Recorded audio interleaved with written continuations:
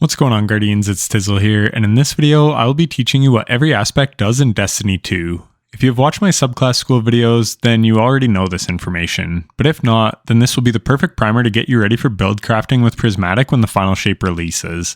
They have confirmed that there will be a couple new aspects coming in final shape, so I will try and give detailed descriptions of those as soon as I can, but for now, we have a lot to go over, so let's jump right into it. We'll just go with the subclasses in alphabetical order, starting with Arc and finishing with Void. Hunters will be getting a new aspect in the final shape, but this video will focus on the aspects we currently have in the game. So there are currently 3 per subclass, so we'll start with Hunter and go in alphabetical order, meaning first up we have Flow State. It reads, defeating a jolted target makes you amplified. While you are amplified, your dodge recharges more quickly, you are more resilient while dodging, and your reload speed is greatly increased. So the fine folks at the Destiny Data Compendium have some concrete numbers for us. So we get 200% additional base class ability regen rate, plus 50 reload speed, and a 0.8x reload duration multiplier.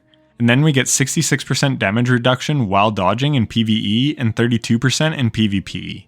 So basically, this aspect just gives us nice passive benefits while making it very easy for us to get amplified. Because our other 2 aspects can jolt very easily, so then it makes it very easy to kill a jolted enemy. So the next aspect is Lethal Current.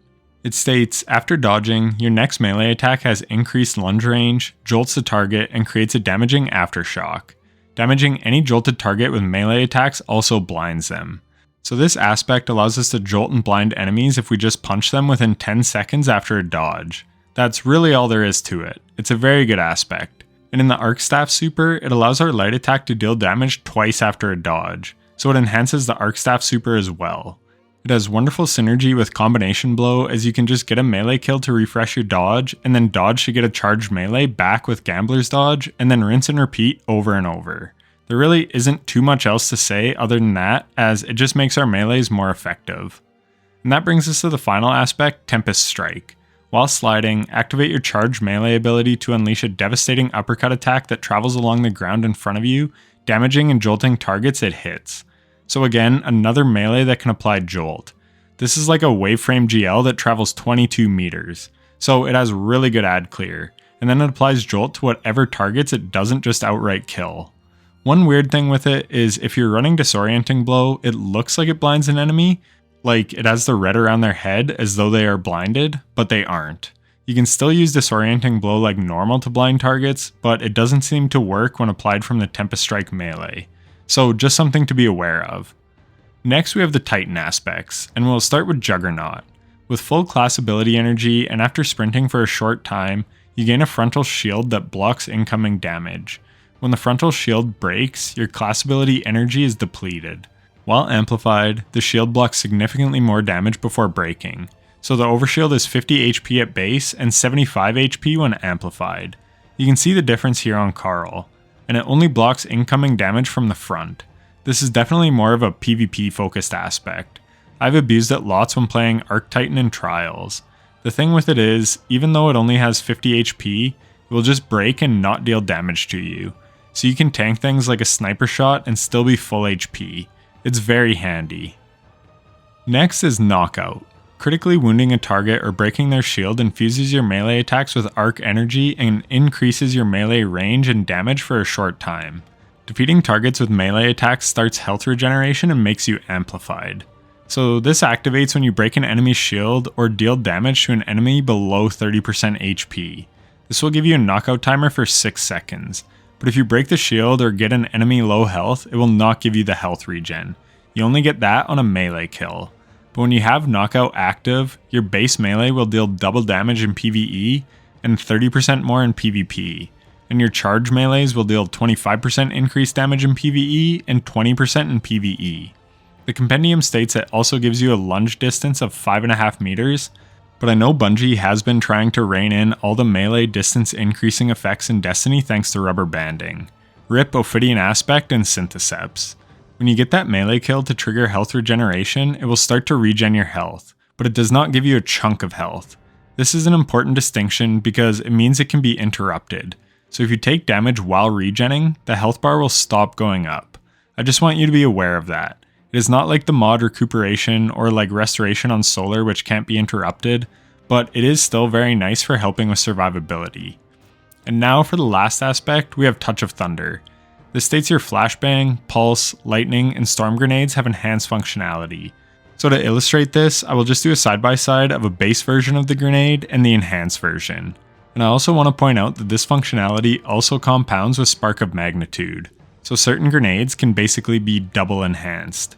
So for flashbang grenades, it will blind on the first bounce as well as the explosion. For pulse grenades, it creates ionic traces periodically as it damages the target and increases damage over time.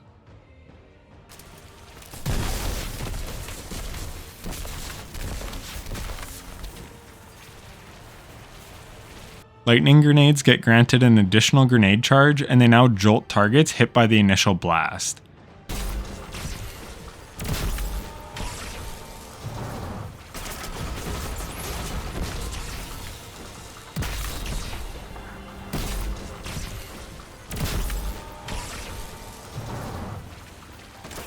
And storm grenades, after detonating, creates a roaming thundercloud that tracks nearby targets and fires bolts of lightning at foes beneath it. This is a truly wonderful aspect on Arctitan for PvE. It's extremely strong, and I even run it in PvP with lightning grenades as it's very good. So yeah, this is almost a must-run aspect for Arctitan. And that brings us to the Warlock. First up is Arc Souls. This states cast your rift to create an Arc Soul that fires a target in front of you. Allies can pass through your rift to get an Arc Soul. Your rift charges faster when allies are near. While amplified, your Arc Souls are supercharged and gain increased fire rate. So the compendium has some good info for us here. Our Arc Souls last for 15 seconds and the timer is refreshed anytime we step into an Arc Soul rift. The Arc Buddy shoots 3 bolts at 100 RPM, but when we are amplified, it shoots more bolts and quicker. It then shoots 5 shots at a time, increasing the overall RPM to 225.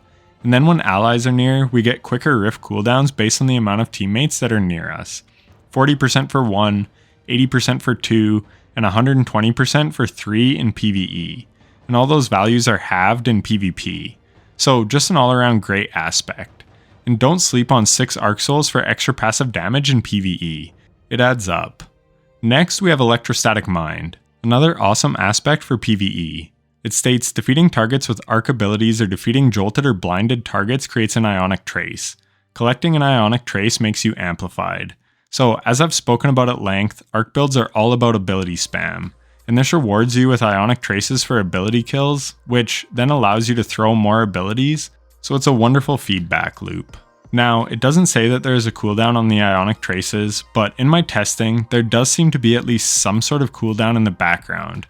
I was using Queenbreaker to add clear and it blinds targets, and the odd time, it seemed to not make an ionic trace. That being said, the vast majority of the time it did make a trace, so all that is to say that this is a very good aspect because even if there is some type of hidden cooldown, it is minute and you can make a shit ton of ionic traces if you build around them properly with weapons with a perk like Volt Shot and having grenades that apply Jolt. But yeah, even if it doesn't make an ionic trace the odd time that it should, it still makes way more than pretty much any other aspect or fragment in the Arc subclass.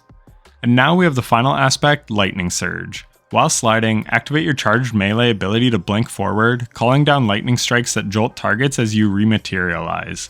So this aspect is a PvP menace as it is great for catching players off guard and killing them behind cover. It's just a really fun aspect in PvP. And if multiple enemies are around, you can sometimes get a one-hit kill as the jolt sort of bounces off the other players. But I don't know if this is intended. Regardless, this is an excellent aspect to run in PvP. However, in PvE, it's not as good as the other two. It puts you into the fray on the battlefield, and oftentimes that is not where you want to be.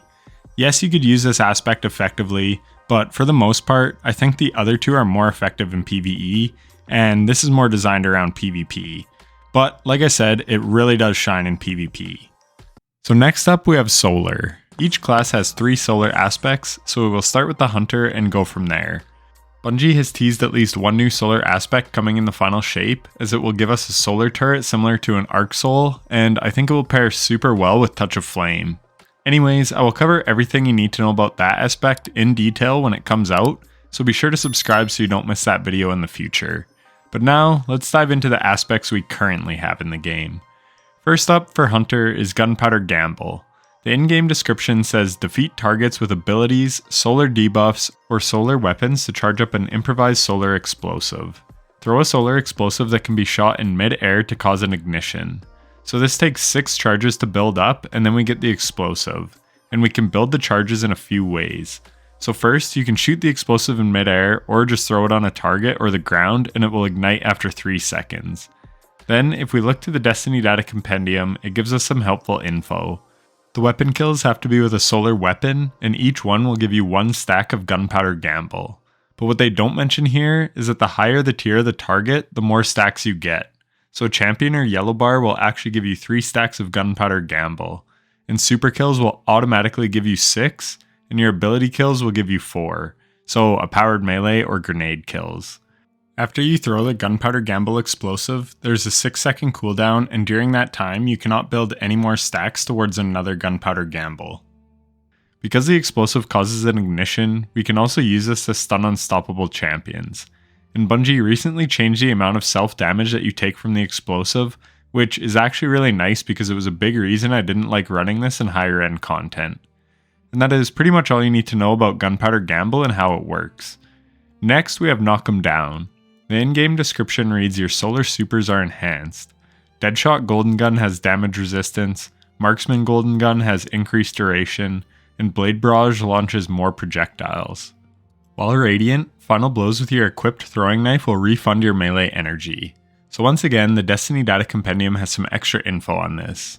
Our Marksman Goldie lasts 4 seconds longer, we get 15% damage resist in our Deadshot Golden Gun, and this resist stacks with other resists, and our Blade Barrage fires an additional 3 to 5 knives per fan, which basically means more damage. The knife refund is super strong with things like Assassin's Cowl or Ophidius Spathe. And now we have the Final Hunter aspect, which is on your mark. Precision final blows grant you and nearby allies increased weapon handling and reload speed for a short duration, stacks 3 times. Activating your class ability immediately grants increased stacks of on your mark. So as we get precision kills, we get a stack of on your mark, and the timer lasts for 12 seconds. And it gets fully reset if we get another precision kill in that 12 seconds, so you can keep 3 stacks of it up for a very long time if you are slaying out with precision hits. And this also applies to teammates within 15 meters of us. This aspect makes our weapons feel incredibly snappy. It gives us great bonuses to handling and ready speed, basically 15 stat points to each for each stack. But it also gives a reload animation multiplier, so this allows you to exceed 100 reload speed. Needless to say, this is very nice, and if you're a fan of my content, you know I hate reloading, so I absolutely love this aspect. And the handling speed is extremely nice too. On top of all this, it is also one of the rare aspects that gets 3 fragment slots. So that is it for the Hunter aspects. Let's take a look at the Titan aspects. Once again, there are 3. We'll start with Consecration. This one is probably the least used, but Bungie just recently gave it a buff, and with the release of Pyrogel Gauntlets, I think you should definitely consider this aspect in some of your builds. This aspect states while sliding, activate your charged melee ability to launch a wave of solar energy forward, damaging and scorching targets in front of you as you leap in the air. While airborne, activate your charged melee again to slam to the ground and create a second larger wave of damaging solar energy. If the wave hits a scorched target, they ignite. So this aspect is great at dispatching groups of adds in a hurry. I've seriously been addicted to running it with Pyrogales this season. This aspect is a ton of fun to use, and if you know how to get up close to enemies in high-end content, it can be really powerful. Bungie also buffed it with the update on March 5th, and it's now easier to use and better than ever. Next up, we have Roaring Flames. Final blows with solar abilities or ignitions increase the damage of your solar abilities, stacks 3 times. So you can see in the background gameplay, my throwing hammer damage is increasing. The damage increases are 20% more at 1 stack, 44% more at 2 stacks, and 73% more at 3 stacks. And in PvP, those increases are 13%, 28%, and 44%. To combat excessive buff stacking, Bungie has nerfed how much this stacks with Syntheseps and Wormgod's Caress, so Roaring Flames with those buffs active give 10%, 21%, and 33%. But trust me, they still pair very nicely with this build. Another cool interaction that you may not know about is that when you have Roaring Flames active, your regular melee applies Scorch. It is 30 Scorch at base and 40 with Ember of Ashes, meaning you can trigger an ignition in just 3 punches with Ember of Ashes equipped, and 4 without it. I really like this synergy, and it comes in really handy sometimes, especially for extending Roaring Flames or proccing Sol Invictus Sunspots. And Roaring Flames buffs all your abilities. So it will not just buff your throwing hammer, but also your grenades, a consecration melee, or even your super. So it is often worth it to get 3 stacks of Roaring Flames before popping your super. The final Titan aspect is Sol Invictus. It reads your solar ability Final Blows, Hammer of Soul impacts, and defeating scorched targets creates sunspots. Your abilities regenerate faster and your super drains more slowly while standing in a sunspot. Sunspots apply Scorch and deal damage to targets inside. Entering a sunspot applies Restoration. So the super extension is actually really good. The compendium says we get about a 40% decrease to our super drain, which matches up with my testing, as a base Hammer of Soul lasts about 15 seconds, but it lasts about 25 seconds when we stand in our sunspot. Passing through a sunspot gives us 5 seconds of restoration. If we have Ember of Empyrean on, so say we had 12 seconds of resto, this used to reset the restoration timer back down to 5. But with the patch fix on March 5th, this has been corrected. This is actually huge for general gameplay, as it makes the gameplay experience much more user-friendly, and you don't have to worry about resetting your timer. Sunspots at base last for 5 seconds, but you can extend them by passing in and out of them. I was able to get them to last about 8 seconds while doing this, but the compendium says they can last up to 12 seconds. Also, the exotic boots Phoenix Cradle will double the lifespan of a sunspot. Sunspots also reduce our grenade and melee cooldown by half of our base regen rate, or in other words, it regens 100% faster. This is awesome for ability spam builds and stacks with other ability cooldown buffs like Heart of Inmost Light. Lastly, Sunspots also applies Scorch, which applies 5 Scorch at base and 8 Scorch with Ember of Ashes every 0.16 seconds. So as we can see, all of these Titan aspects are pretty damn strong, and Solar Titan is one of my all-time favorite subclasses to play in Destiny. And that takes us to the Warlock. First up, we have Heat Rises. You can fire weapons, melee, and throw grenades while gliding. Hold grenade to activate Heat Rises. Final Blows while airborne increase the duration of Heat Rises and grant melee energy. So if we consume a regular grenade, we get Cure ×2 to ourself and allies within 9 meters of us. If we consume a healing grenade, however, we get Cure ×3. And if we have Touch of Flame as our other aspect, which enhances our healing grenades, we'll actually get Restoration for 4 seconds on top of Cure ×3. It also modifies the Icarus Dash aspect, as it will allow us to get 2 dodges when we have Heat Rises active. It also changes our glide function.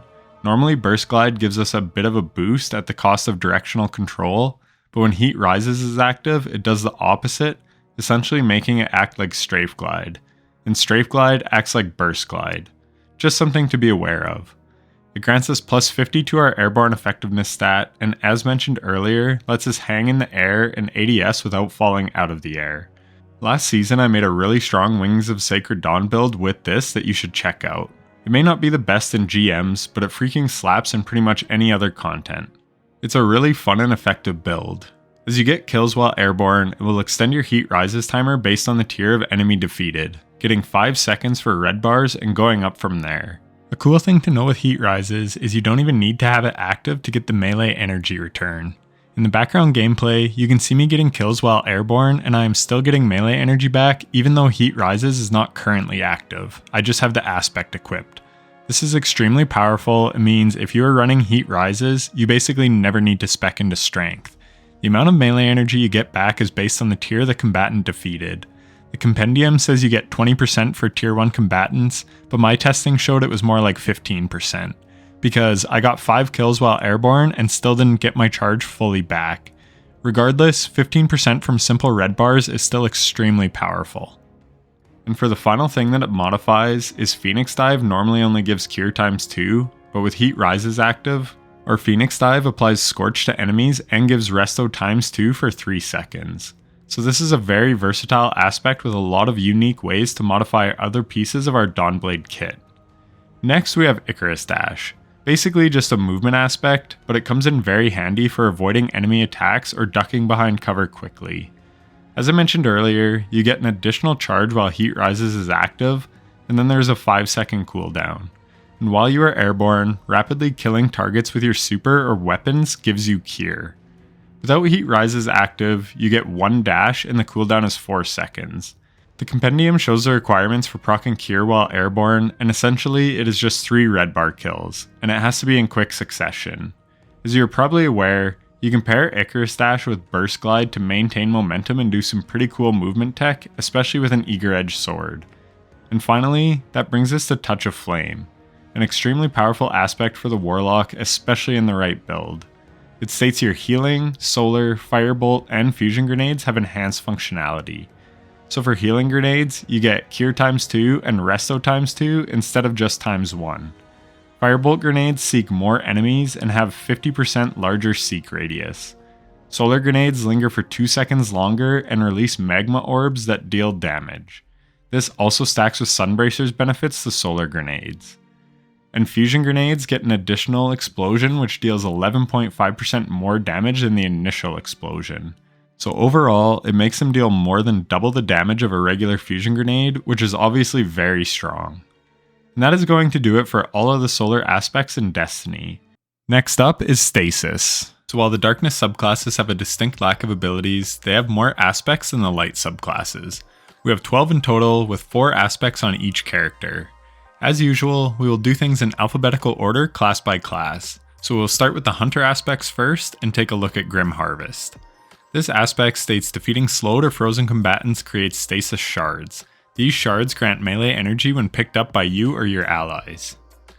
So this is a pretty straightforward aspect. There's no cooldown to it. Basically, if you kill an enemy affected by slow or freeze, they will create a stasis shard. Rank and file enemies create a small shard, and elites, mini-bosses, bosses, and guardians create a large shard. And if you remember from the stasis verbs, small shards give 10% melee energy, and large shards give 50% melee energy. So if you are in a fire team, then this can be a great aspect to use to give your teammates lots of melee energy. The next aspect we have on Hunter is Shatter Dive. It states activate while mid-air to quickly descend and shatter nearby targets on impact. So this aspect is great if you are making lots of crystals, as you can quickly shatter them to take out adds. It does have a 4-second cooldown, which really isn't bad. I think this is more to stop shatter spamming in Crucible, as it can be used as a nice movement tool in PvP. And in PvE, when paired with an Eager Edge sword, you can do shatter skating to get around very quickly. This movement tech is awesome, and it's a staple in the speedrunning community. It's very fun to do. I know there are tutorials out there on how to shatter skate, but if you want one from me, let me know down in the comments and maybe I'll make a quick guide. Next is the aspect Touch of Winter, which buffs all your grenade abilities. So the Glacier Grenade gets another crystal and it makes a different formation. You can even hide inside the walls of the crystals if you want. The Duskfield Grenade gets bigger and it spawns a stasis crystal in the middle of it, and the Cold Snap Grenade chains an additional time, and every time it freezes, it spawns a stasis crystal. This is a great aspect to run no matter what build you're running. And finally, that brings us to the final Hunter aspect, which is Winter Shroud. Dodging slows nearby targets. This is a very straightforward aspect. Simply dodge within 8 meters of an enemy and it will apply slow stacks for 4 seconds, and 8 seconds if you have Whisper of Durance on. The compendium states this applies 40 slow stacks, which I believe it does in PvP. However, in PvE, this must be at least 50, because when you apply 100 stacks of slow to an enemy, it causes them to freeze.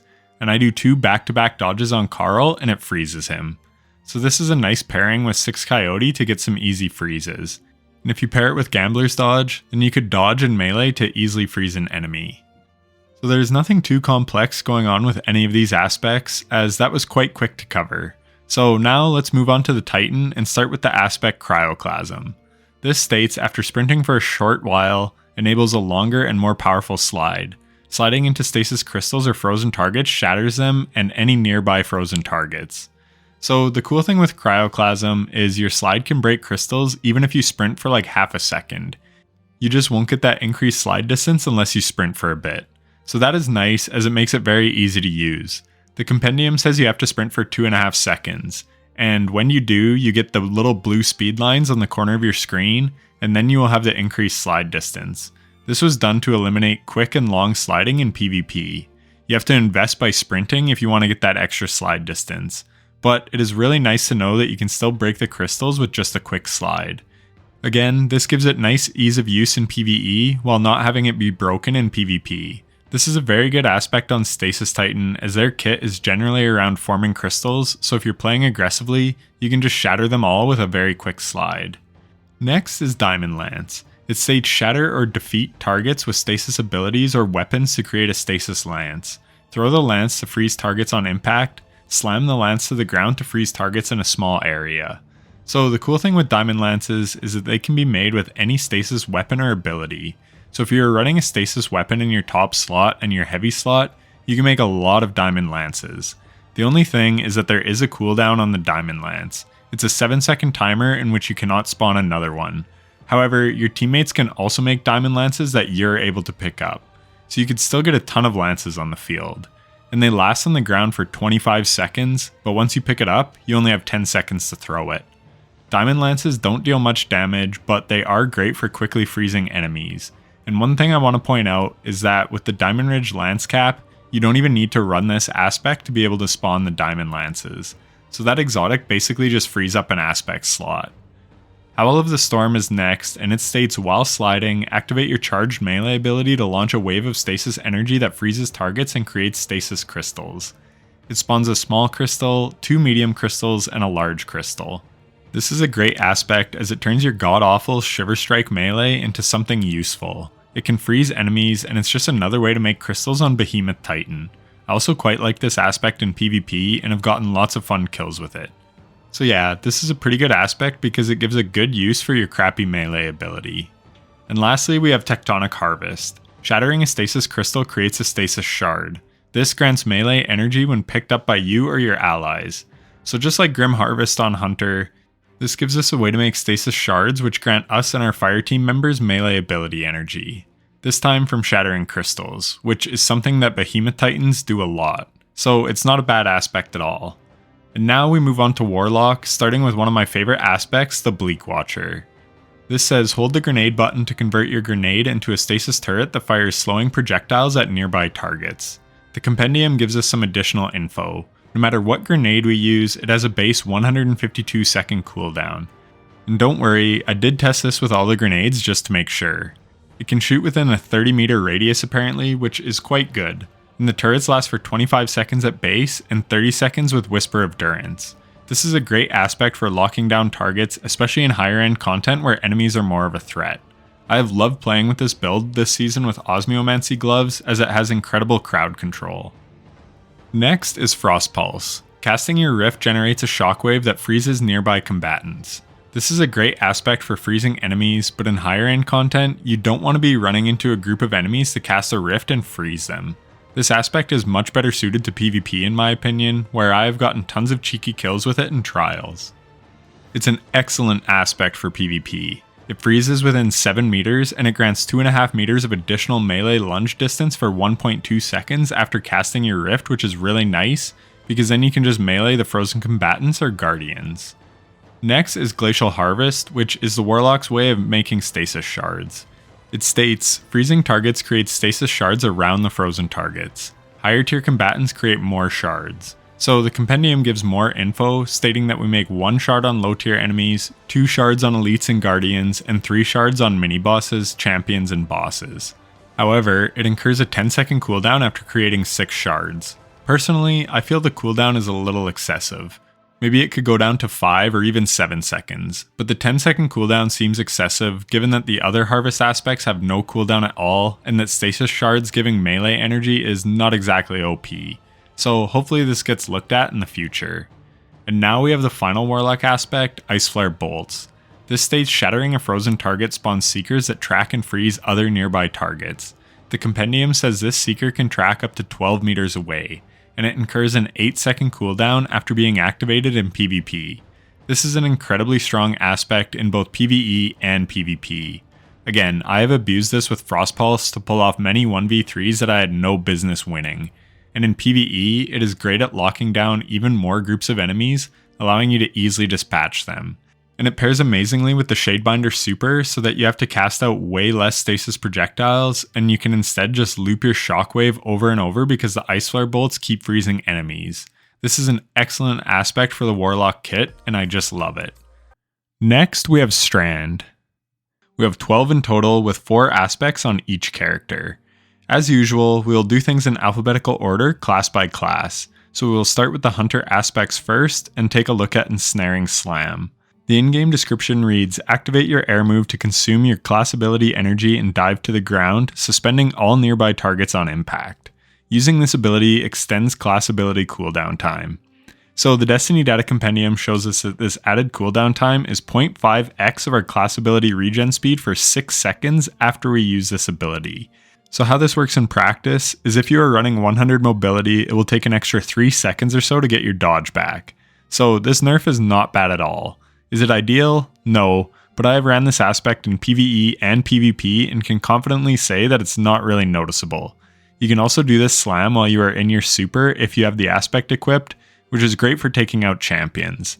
And in PvP, this is a wonderful aspect for getting free kills on guardians, even if it's a bit trolly. I abused it on Cauldron to get the Adept Summoner, and I had a lot of fun. The next aspect we have is another one tied to our class ability, and that is Threaded Spectre. Activating your class ability leaves behind a decoy woven from Strand matter that draws the attention of nearby combatants. After taking significant damage or when combatants approach, the decoy detonates, dealing damage and releasing threadlings that seek out and attack nearby foes. So the compendium gives us more info. It says it has 175 HP in PvP and it lasts for 12 seconds. So it acts like a decoy and even pings the minimap in PvP. It will explode and deal damage and spawn 2 threadlings. So these are pretty obnoxious in PvP. And they give the same class ability reduction as Ensnaring Slam. And if you run them both together, it doesn't compound or anything. It's not like you get 0.25x class ability regen. So that's good at least. This aspect is absolutely wonderful in high-end PvE. I soloed the Lake of Shadows GM and did the boss room legit, and this aspect with 6 Coyote made it a breeze. When I would cast it, it would bait in the enemies and allow me to roam the boss room and give me time to kill high priority targets like the knights when they spawn in. The difficulty with that room is dealing with the many things that happen at once when the enemies spawn in, and this makes it a much more relaxed experience. I can't say enough good things about this aspect. Next is another amazing aspect, Whirling Maelstrom. Destroying a tangle will weave a violent, writhing mass of strand fibers. The strand mass seeks out and damages targets, emitting unraveling projectiles when it defeats them. This aspect is super strong because it allows you to deal damage from cover. It does damage over time on enemies while you can deal damage with your weapons. Plus it can damage numerous targets at once and it unravels them. So it's just a wonderful aspect. There's not much more to say. Low key, it can actually be really good in PvP too. It deals nice damage over time and it's good at getting behind Titan barricades. And then in PvE, you can also grapple to the Whirling Maelstrom because it's treated just like a tangle is. And that brings us to the last Hunter aspect, Widow's Silk. You have an additional grenade charge. Your grapple creates a grapple tangle at the grapple point. So this one is great to run with grapple grenades because you can make grapple tangles for you and your allies. But even if you aren't running grapple grenade, it's still pretty great. I love running this with 2 shackle grenades and then just using my grenades to stun unstoppables and not have to worry about having an unstoppable weapon. So that's going to do it for the Hunter aspects. Let's move on to the Titan aspects, and we start with potentially the strongest one in the game in Banner of War. It reads, defeat a target with a melee attack, finisher, or sword to raise a Banner of War that pulses with energy, periodically healing nearby allies, and increasing melee and sword damage. This doesn't mention glaives, but it also improves glaive damage. Targets defeated by you and nearby allies charge the banner, increasing the speed of its pulses. And then you can see all the different things that the Banner of War does. So you can activate it with a sword, melee, glaive, super, or finisher kill. And then that will give you a Banner of War for 15 seconds, which buffs you and your allies within 10 meters of you. Kills by you or your teammates, and again, this is kills with weapons or abilities or whatever, not just melees and glaives and swords and things. So by you or your teammates, if they're within range, will extend the duration. This can go up to 30 seconds and Banner of War times 4. You start at 1 stack, and every 7 enemies you kill, you will get another stack. This used to have a much lower kill requirement, so it has been nerfed, but it's still OP as hell. And again, teammates' kills count towards this as long as they are within 20 meters of you.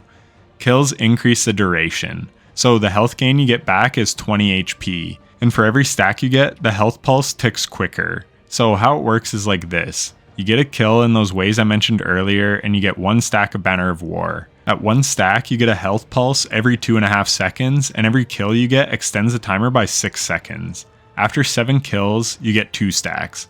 This then pulses the health regen every 2 seconds, so half a second quicker. And kills you get at 2 extend the timer by 5 seconds. Once you get 7 more kills at times 2, you go to times 3. This gives you health every 1.5 seconds, and you add 4 seconds to the timer for every kill. And once you get 7 more kills, you go to times 4, and at times 4 you get a health bump every single second, and each kill only extends the timer by 3 seconds. Again, up to a maximum of 30 seconds total. So when you are at times 4, every second you get health back, and Banner of War is buffing your melee damage by 40%, your glaive damage by 25%, and sword damage by 10%. This is a lot of buffs, and the biggest downside to the Strand subclass is there is not really any health regeneration, other than with Banner of War, so it takes a 1 negative on Strand and corrects it. Because with Strand, you can sever targets and get woven mail, so enemies deal much less damage to you if you're using the Strand buffs and debuffs effectively. And then this aspect gives you health regeneration on top of it all, and buffs a ton of damage sources.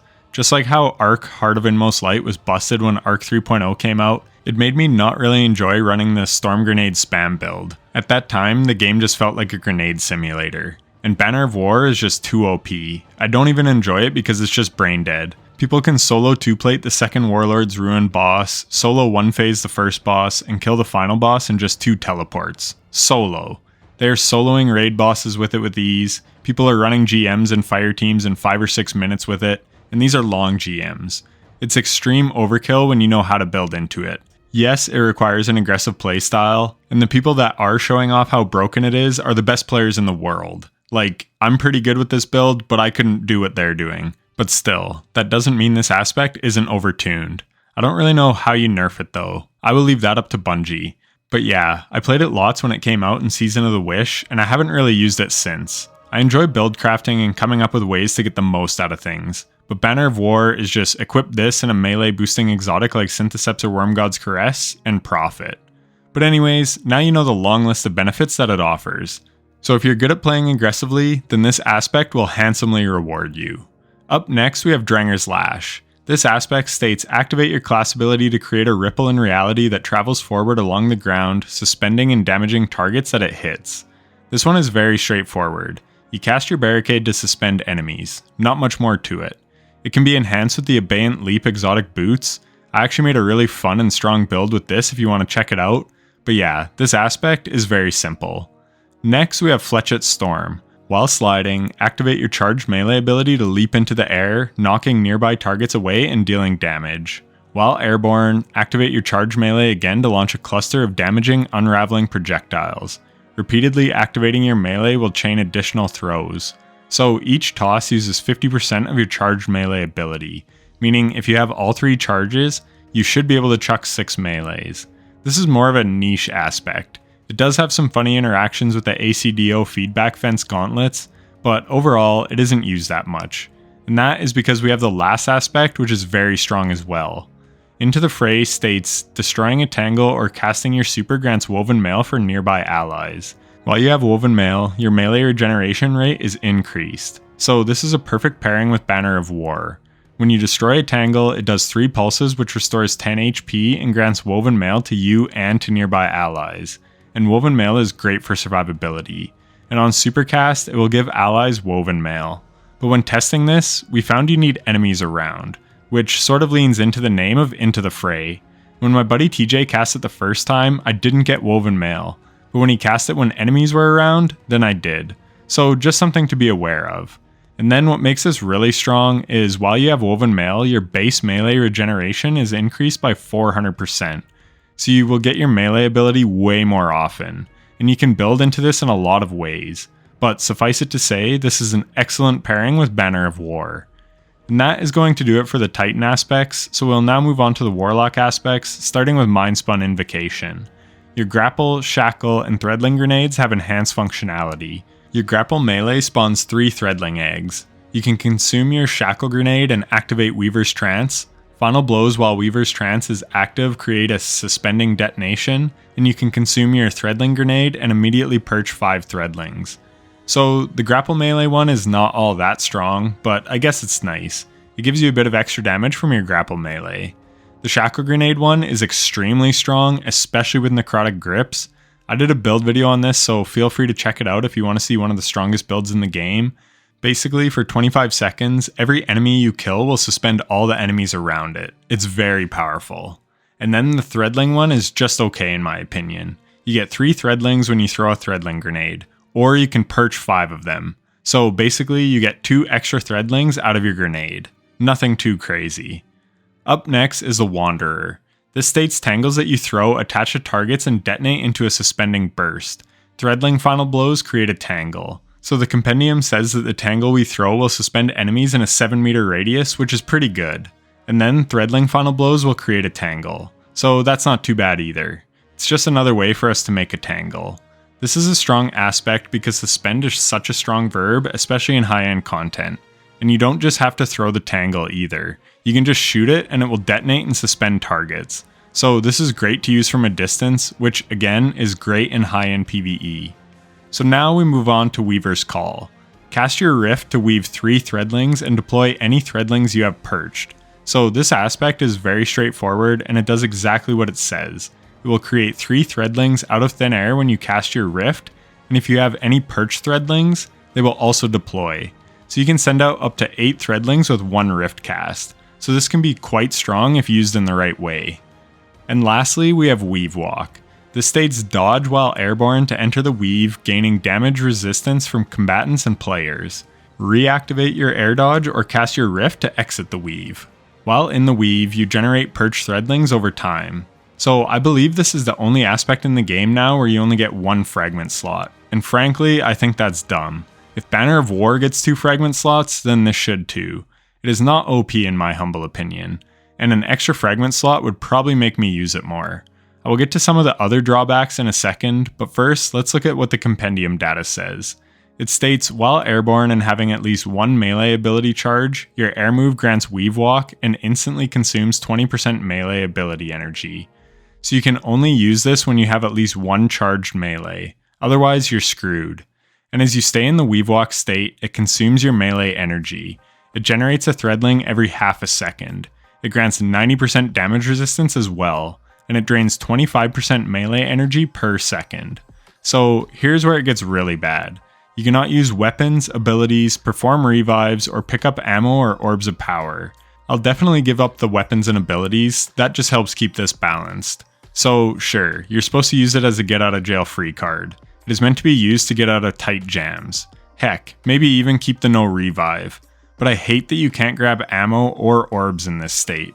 So this is a cool aspect, but I think Bungie is being too cautious with it, especially with some of the egregiously OP shit we have in the game currently. I think at minimum, they need to give this an extra fragment slot and make it have 2 to be on par with the rest of the fragments. And then, ideally, let you grab ammo and orbs. But even if they just give us the 2 fragment slots, then I'd be happy. And lastly, we have Void. There are 3 aspects per class, so we'll start with the Hunter and go in alphabetical order. Meaning first up, we have Stylish Executioner. This aspect states defeating a weakened, suppressed, or volatile target grants invisibility and true sight.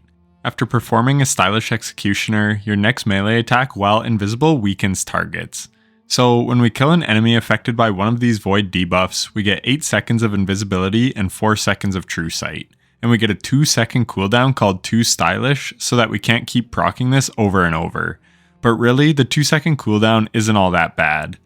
And we can also hit an enemy with our melee when we're invis to proc weaken on the enemy. And I did test it with a glaive melee to see if it would work, and sadly it does not. Back in the season when Witch Queen launched, we had a mod called Suppressing Glaive and it paired so well with this build. So I was hoping the weaken would work so that you could get a pseudo-suppressing glaive type build, but alas, we cannot. Regardless, Stylish Executioner is a very good aspect and a must run if you're rocking a Gerfalcon's Halberg build. The next Hunter aspect to take a look at is Trapper's Ambush. Activate Quickfall to spend your melee charge and dive to the ground, creating a large smoke cloud on impact, which then dissipates. Targets caught in the cloud are all weakened, and allies are made invisible. Your smoke bomb makes nearby allies invisible when it attaches to nearby surfaces or targets. So this is another awesome way to go invis. You can do your air move to dive to the ground, making you and nearby allies invisible. This is extremely strong with Omnioculus Hunter because it grants melee energy back for making teammates invisible, plus it provides you with damage resistance. And this dive will weaken enemies for 10 seconds. So again, it's just another way to lean into that Hunter invis fantasy. And I spoke at length in the verb section about how great invisibility is for new players getting into endgame content. And this aspect allows you to abuse invis if you build into it the right way. Spec into 100 mobility and gambler's dodge and you will almost never be without a smoke bomb. And when you dodge, you can go invis thanks to our next aspect, Vanishing Step. This reads, dodging makes you invisible. Probably the shortest description of any aspect in Destiny 2.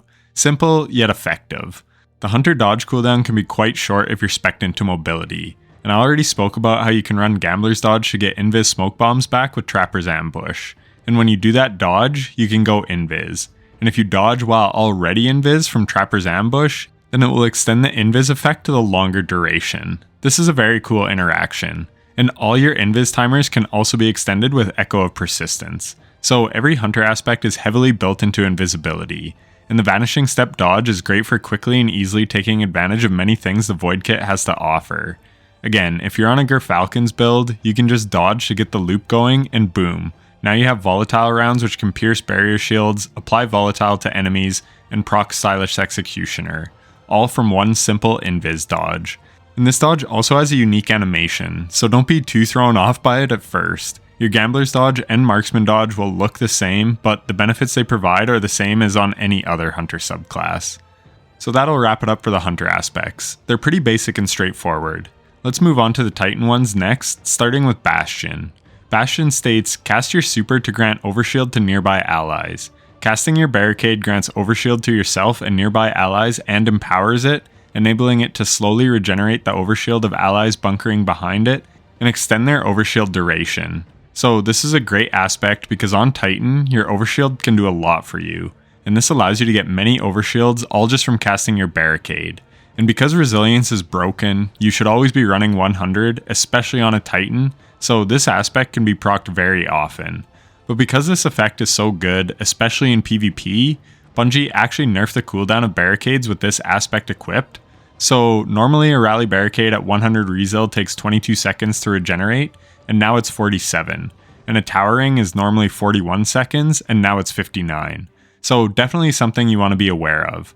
The compendium shows us all the info on health stats and whatever else you're interested in.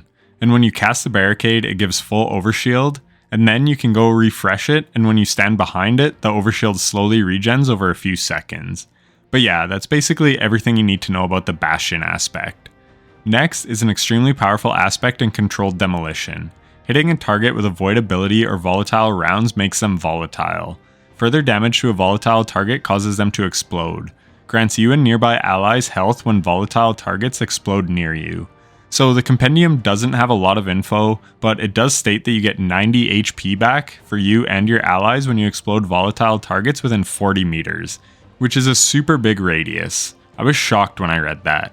But yeah, this fragment is an absolute ad clear menace. If you can tag a few enemies with volatile, then they will spread that volatile, and next thing you know, you can have tons of enemies just exploding everywhere.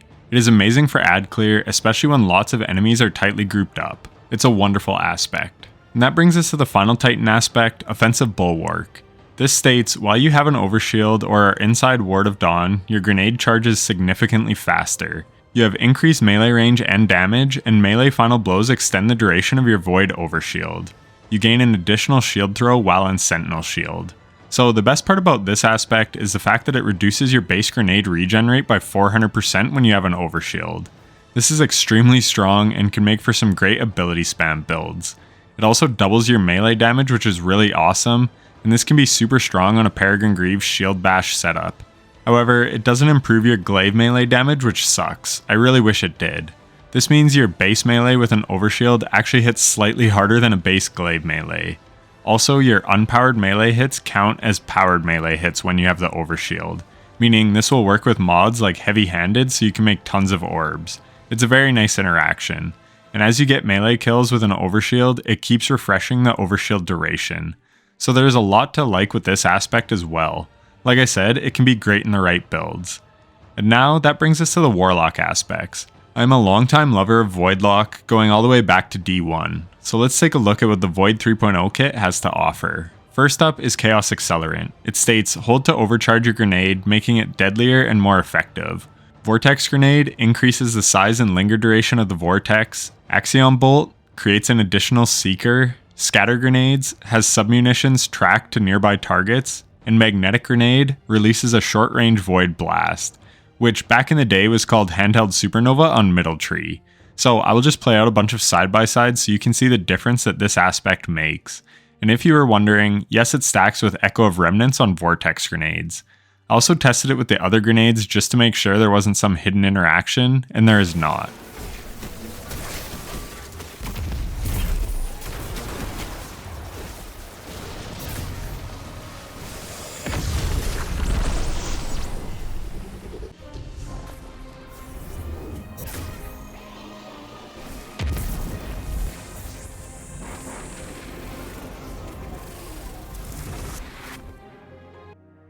Next, we have the new aspect Child of the Old Gods. This is a long one. It states, cast your rift to create a Void Soul. When you damage a target with a weapon, your Void Soul flies to them and drains them, doing damage and weakening them. When a target is being drained, you are granted grenade and melee energy if you're running Healing Rift, or health if you're running Empowering Rift. Defeating a target who is being drained by your Void Soul grants class ability energy. So before we get too far into it, I have to say this. If you kill an enemy in one shot, it will not send out the Void Soul. So you have to damage them a bit to send it out. So if you're in low end content, then a hand cannon may not be the best thing to pair with this if you want to send out your Void Souls. In higher end content, it won't be as big a deal. But yeah, it is easier to send out the Void Souls in lower end content with something like an auto rifle. So just throwing that out there. So now, if we look at the Destiny Data Compendium, they give us lots of info. When we cast the Rift, we get 25 seconds to deploy it. It makes a draining field in a 10 meter radius, damaging every 0.7 seconds for 9.25 seconds, as well as weakening the enemies that it hits. And if we run a Healing Rift, we'll get 4% grenade and melee energy every 1.4 seconds while it leeches. Or we get 25 HP back every 1.4 seconds with Empowering Rift. Finally, we get class ability energy based on the enemy rank of the enemy that it kills, with higher tier enemies granting more Rift energy. So if you kill lots of enemies, this adds up in a hurry. Like, you can get a Rift back in under 20 seconds fairly easily. You can see it in action in the background gameplay. It is a very strong aspect in the right build and a lot of fun to use. It's great for passive regeneration of your abilities, as well as dealing damage over time to enemies, which is always a really strong effect in Destiny 2. And in really ad-dense activities, you could probably leech enough energy to just keep spamming Void Souls and grenades. And the Briarbind's exotic gloves make these things even better. They can also be really annoying to play against in PvP, and they're actually really nice in trials for preventing the enemy team from getting a res, or just being really annoying to deal with and distracting them while you move in and take them out. I've gone flawless a number of times using this aspect on my Voidlock. And finally, we have the OG Devour aspect, Feed the Void. Defeat a target with a Void ability to activate Devour. While Devour is active, Final Blows restore health and extend Devour. So basically, any Void ability kill, including super kills, will grant us Devour. So there's some controversy with class identity in Destiny 2 and how the 3.0 subclasses really homogenized the classes and made them lose their identity, particularly with Warlocks. Before, they were the only ones who could have healing grenades, playing into the support class fantasy, and then Solar 3.0 came along and gave everyone restoration grenades and easy ways to get Radiant. And then with Void, there's a fragment that can just give you Devour for picking up an Orb of Power or Void Breach. But yet, Hunter is still the Invis class, and Titan is the Void Overshield class. And yes, because of this aspect, Warlocks still have the easiest way to get Devour, but it's still stupid easy to get with a fragment. So what Bungie did was they nerfed regular Devour to only provide half health.